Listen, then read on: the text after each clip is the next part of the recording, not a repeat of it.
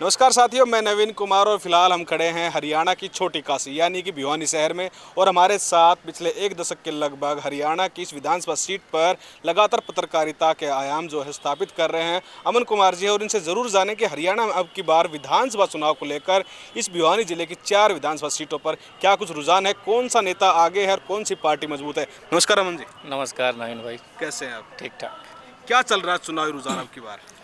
देखिए, भिवानी सबसे पहले भिवानी ज़िले में अगर भिवानी विधानसभा की हम बात करें तो भिवानी विधानसभा को सबसे पहले हम लेकर चलते हैं जो पीछे लोकसभा का चुनाव गया है उसके आधार पर 27,000 की लीड बीजेपी यानी कि चौधरी धर्मवीर सिंह ने यहाँ पर ली थी। और अब भिवानी से बीजेपी के जो प्रत्याशी हैं घनश्याम दास सर्राफ है और कांग्रेस और CPIM के जो उम्मीदवार हैं साझा वो कामरेड ओम प्रकाश हैं। और इन दोनों में फाइट देखने को मिल रही है। कामरेड का जो चुनाव दिन प्रतिदिन उठता जा रहा है। कारण है इस चीज़ का? कारण ये है 15 साल से घनश्याम दास सर्राफ विधायक हैं यहाँ पर और उनके खिलाफ विरोध है क्योंकि भिवानी शहर की हो या फिर गांव की बात हो वो एक विकास कार्य जिन्हें कहती है बीजेपी वो यहाँ पर नहीं हो पाए। और दूसरा कारण क्या है, यहाँ पर इंदु शर्मा जो ब्राह्मण समुदाय से हैं और पूर्व में मंत्री रहे वासुदेव शर्मा की पुत्रवधू हैं, आम आदमी पार्टी से कैंडिडेट हैं। पीछे उन्होंने चुनाव लड़ा था भिवानी नगर परिषद का तो लगभग 20,000 वोट उन्होंने भिवानी शहर से प्राप्त किए थे, तो उनका भी अच्छा खासा वोट बैंक यहाँ पर है। और अभिजीत लाल सिंह पर भी आते हैं, ठाकुर समाज राजपूत समाज के एक युवा नेता हैं और कहें तो कांग्रेस के बागी भी हैं। तो उन्होंने कांग्रेस ने जैसे ही टिकट काटी सौर पंचायत करके उन्होंने फैसला लिया कि वो निर्दलीय चुनाव लड़ेंगे। लेकिन जिस प्रकार से कामरेड ओम प्रकाश ने जनता के बीच में रहकर काम किया है और घनश्याम दास सर्राफ यहाँ जनता से कटे हुए नज़र आए, तो मैं मानता हूँ कि मुख्यतः फाइट जो है वो कामरेड ओम प्रकाश और घनश्याम दास सर्राफ के बीच में है। और जितने ज़्यादा वोट अभिजीत और इंदु शर्मा लेंगे वो घनश्याम दास सर्राफ को नुकसान के कटेंगे जी। अगर हम बात करें बवानी खेड़ा विधानसभा सीट की, भिवानी जिले की महत्वपूर्ण सीट, और होट इसलिए हो जाती है कि कोई कांग्रेस की तरफ से जो प्रत्याशी आया है उसकी पहुंच काफ़ी ऊपर तक है और लोगों के अंदर भी ये चीज़ चल रही है कि वो इतनी ऊपर पहुंच रखते हैं तो कहीं ना कहीं उसकी तरफ जनता देख रही है। और इसी के चलते बीजेपी के लिए मामला यहाँ पर खटाई में नजर आ रहा है। लेकिन कपूर वाल्मीकि जो छवि है यहाँ पर, जब वो यहाँ पर पहले नेता रहे एक तरह से जो लोकल लेवल पर, तो वो छवि कैसे काम आ रही है उनकी? देखिए, राष्ट्रीय सचिव रहे प्रियंका गांधी राहुल गांधी के साथ प्रदीप नरवाल ने काम किया है और वो यहाँ पर टिकट तो लेकर आए हैं, लेकिन अभी चुनाव तुला हुआ है। अगर यहाँ पर किसी भी चाहे रामकिशन फौजी को टिकट मिल जाती या रतेरा को मिल जाती तो कांग्रेस इस सीट को आसानी से निकाल सकती थी। टिकट कटने का कारण क्या मानते हैं? टिकट कटने का कारण देखो, कुछ हाई कमान के भी अपने नुमाइंदे होते हैं जिन्हें एडजस्ट करना होता है। तो प्रदीप नरवाल युवा नेता थे और रिजर्व सीट है तो उनको जो बातें चली थी कि कुछ हल्के उनको दिए गए हैं, अपनी सर्वे के आधार पर उन्होंने बवानी खेड़ा चुना। और बवानी खेड़ा में जिस प्रकार से बाहरी का विरोध हो रहा था अब वो स्थिति यहाँ पर देखने को नहीं मिल रही, क्योंकि जो दौरे उनके चल रहे हैं वो मजबूती के साथ आगे तो बढ़ रहे हैं, लेकिन कपूर वाल्मीकि जो बीजेपी के प्रत्याशी हैं वो भी यहाँ पर पीछे नहीं है। कट टू कट फाइट है। और ये भी नहीं कि जो तीसरे कैंडिडेट हैं मास्टर सतबीर रतेरा जोर तो पूरा लगाए हुए हैं, अच्छे वाहनों के साथ काफिला भी बनाए हुए हैं, लेकिन जैसे कि जनता में जाते हैं तो कहते हैं कि सिर्फ कांग्रेस के वोट काटने का काम सतबीर रतेरा करेंगे। जनता अगर ये बात कह रही है तो आपने जैसे कहा कि एडजस्ट किया गया है यहाँ पर प्रदीप नरवाल को, तो वहाँ की जो जनता है क्या इस एडजस्ट वाले नेता को स्वीकार करने में सफल हो पाएगी या फिर प्रदीप नरवाल को यहाँ से अपनी जो सीट है उसको बचाने में मुश्किलों का सामना करना पड़ेगा? देखिए, बवानी खेड़ा में वो चीज़ें नहीं रही। अब बवानी खेड़ा वो बाहरी का तो टैग था, शुरू में विरोध हुआ था, लेकिन वो चीज़ अब जनता नहीं देख रही। जनता देख रही है कि कांग्रेस या फिर बीजेपी। जो लोकसभा में वोट था एंटी बीजेपी और बीजेपी का जो वोट था वही माहौल चल रहा है, कांग्रेस के पक्ष का है और दूसरा बीजेपी के पक्ष का है। क्या दोनों मतलब सिर्फ राष्ट्रीय पार्टी में ही वोट बटेंगे, निर्दलीय की तरफ नहीं जाएगी जनता? देखिए, निर्दलीय अगर किसी पार्टी का सिंबल लेके आते तो पार्टी का वोट बैंक जुड़कर काउंटिंग शुरू होती है। जब निर्दलीय चुनाव लड़ते हैं तो बड़े बड़े नेताओं के भी 4-4, 5-5 हज़ार जमानत जब्त भी होती है। अच्छा, अगर उस बात करें तोसाम विधानसभा सीट की, चौधरी बंसीलाल जी के परिवार से ही भाई बहन आमने सामने हैं, क्या लग रहा है वहाँ पर? साथ में शशि रंजन परमार जिनका टिकट कटा, उनका एक रोते हुए वीडियो सामने आया, उसके बाद राजपूत समाज कहीं ना कहीं एकत्रित नजर आ रहा है उनकी तरफ। क्या कुछ मुकाबला, क्या त्रिकोणीय या फिर आमने सामने कांग्रेस और बीजेपी? देखिए, सबसे पहले तो कांग्रेस छोड़कर बीजेपी में शामिल हुई माँ बेटी किरण चौधरी और श्रुति चौधरी, इसका विरोध भी उनको देखने को मिल रहा है, क्योंकि जो कोर वोट कहें बंसीलाल का, वो अब टूटकर अनिरुद्ध की साइड जाने लगा है। क्यों जाने लगा है? अगर किरण चौधरी जाने से पहले वर्कर मीटिंग लेती, उनको मनाने का काम करती, उनकी राय जानती, तो क्या पता वो वोट उनके साथ चला जाता।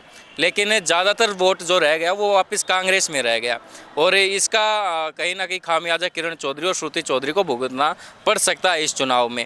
रही बात अनिरुद्ध चौधरी की, अनिरुद्ध चौधरी अच्छे खासे भाडरा से चुनाव लड़ने की उनकी तैयारी थी, लेकिन जैसे ही किरण और श्रुति बीजेपी में गई तो वो उनको लगा कि मैं बंसीलाल का पोता हूँ। बंसीलाल ने यहाँ पर पहला जो चुनाव लड़ा था और वो जीते थे, इसी तरह से उनको लगता है कि उनका पोता अगर यहाँ से चुनाव लड़ेगा तो जीत जाएगा। लेकिन अभी का जो चुनावी समीकरण है वो किसी के समझ में तोसाम का नहीं आ रहा, क्योंकि शशि रंजन परमार पूरा खेल बिगाड़ने वाले हैं।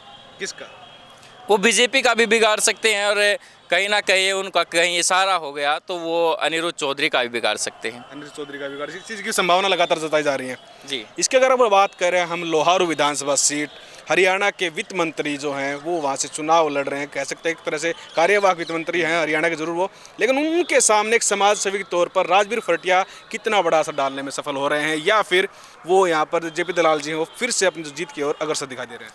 देखिए, लोहारू का चुनाव अब काफ़ी रोमांचक हो चुका है। क्यों हो चुका है? दोनों ही जो पार्टियों के नेता हैं पैसों में धनी हैं, जिसको जितने पैसे की चुनाव में ज़रूरत पड़ती है उससे कई ज़्यादा गुना वो खर्च कर देते हैं। राजवीर फरटिया ने पहले बहुत सारा पैसा बहाया चुनाव के लिए, और जब धरातल पर निकलते हैं तो ये लोग भी कहते हैं कि हाँ इन्होंने सेवा की है, लेकिन कई लोग ऐसे हैं जिनको कुछ अगर कम भाव दिया गया तो वो ये भी कह रहे हैं कि उन्होंने सेवा अपनी राजनीति करने के लिए, हाँ राजनीति महत्वाकांक्षा के लिए उन्होंने ये सेवा की थी।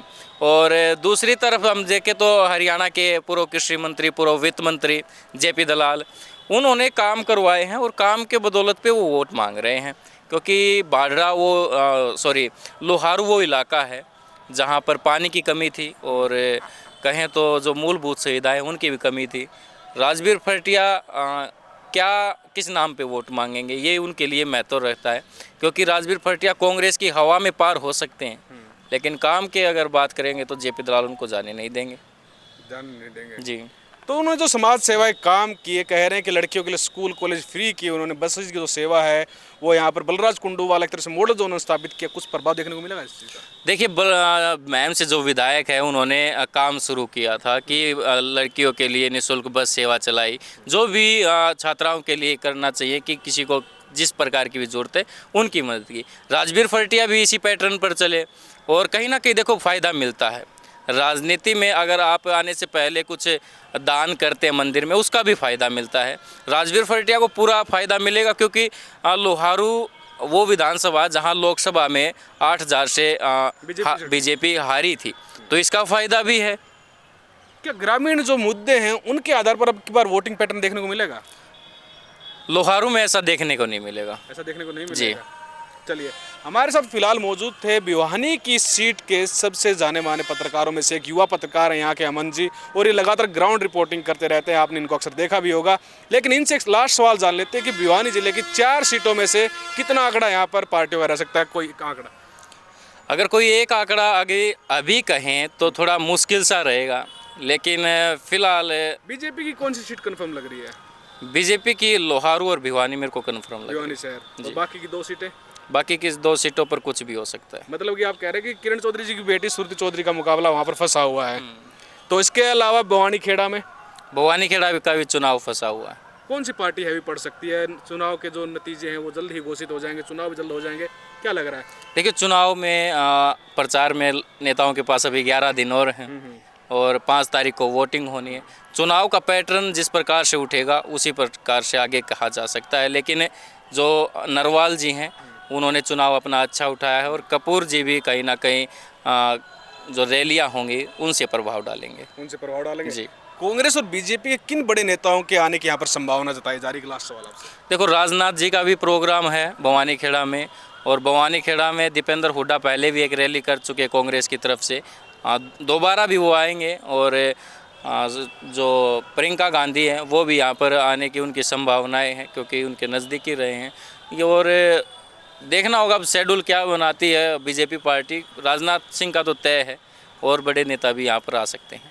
साथियों, आप कमेंट सेक्शन में ज़रूर बताइएगा कि अमन जी की बातें जितनी हैं हरियाणा की इस विधानसभा सीट से साथ में लगती 3 अन्य विधानसभा सीटों के बारे में जो उनका आकलन है वो कितना सही है, साथ ही साथ अपने जो इलाका है वहाँ से अपनी फेवरेट पार्टी और फेवरेट कैंडिडेट का नाम ज़रूर कमेंट बॉक्स में करें। धन्यवाद।